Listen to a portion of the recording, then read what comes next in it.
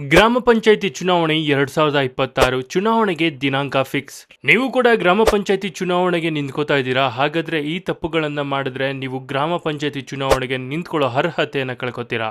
ಹಾಗಾದ್ರೆ ಏನಿದು ಮಾಹಿತಿ ಎಲ್ಲ ಸಂಪೂರ್ಣವಾಗಿ ನೋಡೋಣ. ಅದಕ್ಕೂ ಮುನ್ನ ನೀವು ಕೂಡ ಗ್ರಾಮ ಪಂಚಾಯಿತಿ ಚುನಾವಣೆಗೆ ನಿಂತ್ಕೋಬೇಕು ಅನ್ನೋದಾಗಿದ್ರೆ ತಪ್ಪದೆ ಈ ವಿಡಿಯೋವನ್ನ ಲೈಕ್ ಮಾಡಿ.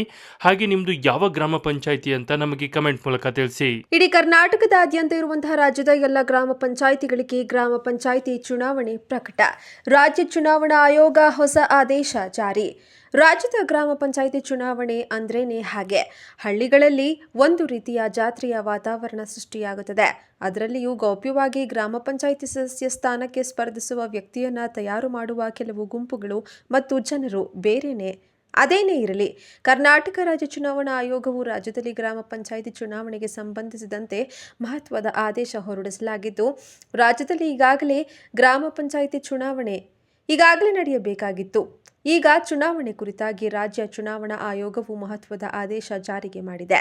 ಬನ್ನಿ, ಈ 2026ರಲ್ಲಿ ಕರ್ನಾಟಕದ ಎಲ್ಲ ಗ್ರಾಮ ಪಂಚಾಯಿತಿ ಚುನಾವಣೆ ನಡೆಸಲು ರಾಜ್ಯ ಚುನಾವಣಾ ಆಯೋಗ ಈಗಾಗಲೇ ಯೋಜನೆಯನ್ನ ರೂಪಿಸಿಕೊಂಡಿದ್ದು, ಯಾವ ದಿನಾಂಕದಂದು ಗ್ರಾಮ ಪಂಚಾಯಿತಿ ಚುನಾವಣೆ ನಡೆಯಲಿದೆ ಹಾಗೂ ಚುನಾವಣೆ ಮತದಾನ ದಿನಾಂಕ ಯಾವಾಗ ಹಾಗೂ ಫಲಿತಾಂಶ ಅಂದ್ರೆ ರಿಸಲ್ಟ್ ಡೇಟ್ ಯಾವಾಗ ಹಾಗೂ ಗ್ರಾಮ ಪಂಚಾಯಿತಿ ಮೊದಲನೇ ಸಭೆ ಯಾವಾಗ ಹಾಗೂ ಸದಸ್ಯ ಸ್ಥಾನಕ್ಕೆ ನಿಲ್ಲಲು ಈ ಬಾರಿ ಇರುವ ಅರ್ಹತೆಗಳು ಏನೇನು ಹಾಗೂ ಸದಸ್ಯ ಸ್ಥಾನಕ್ಕೆ ಸ್ಪರ್ಧಿಸುವ ವ್ಯಕ್ತಿಯು ಅಗತ್ಯವಾಗಿ ಸಲ್ಲಿಸಬೇಕಾದ ದಾಖಲೆಗಳು ಏನೇನು, ಇಷ್ಟಕ್ಕೂ ರಾಜ್ಯ ಚುನಾವಣಾ ಆಯೋಗವು ಗ್ರಾಮ ಪಂಚಾಯಿತಿ ಸದಸ್ಯ ಸ್ಥಾನಕ್ಕೆ ಸ್ಪರ್ಧಿಸುವ ವ್ಯಕ್ತಿಗೆ ಇರಬೇಕಾದ ಅರ್ಹತೆಗಳ ಬಗ್ಗೆ ಸೂಚಿಸಿರುವ ಆದೇಶ ಏನು ಎನ್ನುವ ಕುರಿತು ಕಂಪ್ಲೀಟ್ ಮಾಹಿತಿಯನ್ನ ತಿಳಿದುಕೊಳ್ಳಲು ತಪ್ಪದೆ ಈ ವಿಡಿಯೋವನ್ನ ಕೊನೆಯವರೆಗೂ ನೋಡಿ.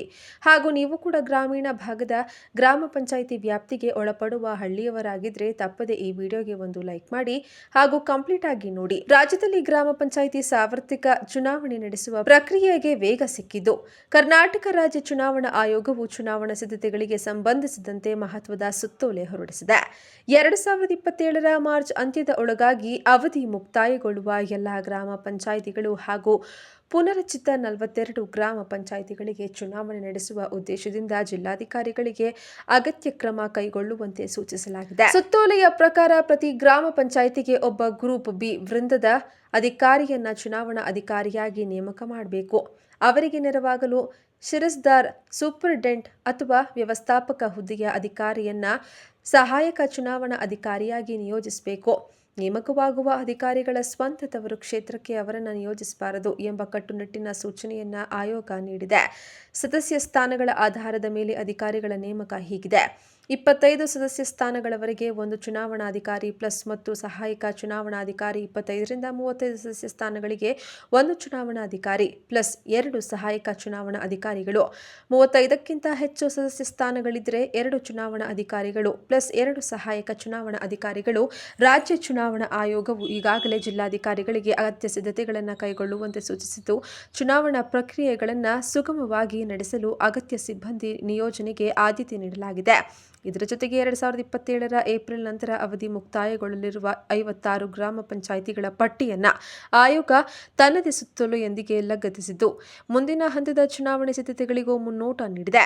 ಈ ಚುನಾವಣೆಯೊಂದಿಗೆ ರಾಜ್ಯದಲ್ಲಿ ಗ್ರಾಮ ಪಂಚಾಯಿತಿ ಚುನಾವಣೆಯ ಕಾವು ಹೆಚ್ಚಾಗಿದ್ದು, ಶೀಘ್ರದಲ್ಲಿಯೇ ಚುನಾವಣಾ ವೇಳಾಪಟ್ಟಿ ಪ್ರಕಟವಾಗುವ ನಿರೀಕ್ಷೆ ವ್ಯಕ್ತವಾಗಿದೆ. ನೋಡಿದಲ್ಲ ಸ್ನೇಹಿತರೆ, ಗ್ರಾಮ ಪಂಚಾಯಿತಿ ಚುನಾವಣೆಗೆ ನಿಂತ್ಕೋಬೇಕು ಅಂತ ಅಂದ್ರೆ ಯಾವೆಲ್ಲ ರೂಲ್ಸ್ ಅಂಡ್ ರೆಗ್ಯುಲೇಷನ್ಸ್ ಇದೆ ಮತ್ತೆ ಏನಿದು ಅಪ್ಡೇಟ್ ಅಂತ ಈ ಬಗ್ಗೆ ನೀವೇನು ಹೇಳ್ತೀರಾ? ನಿಮ್ಮ ಅನಿಸಿಕೆ ಅಭಿಪ್ರಾಯಗಳನ್ನು ನಮಗೆ ಕಮೆಂಟ್ ಮೂಲಕ ತಿಳಿಸಿ. ಹಾಗೆ ಈ ವಿಡಿಯೋವನ್ನ ಯಾರೆಲ್ಲ ಗ್ರಾಮ ಪಂಚಾಯಿತಿ ಚುನಾವಣೆಗೆ ಕಾಯ್ತಿದ್ದಾರೆ ಅಂತವ್ರಿಗೆ ಈ ವಿಡಿಯೋವನ್ನ ಶೇರ್ ಮಾಡಿ.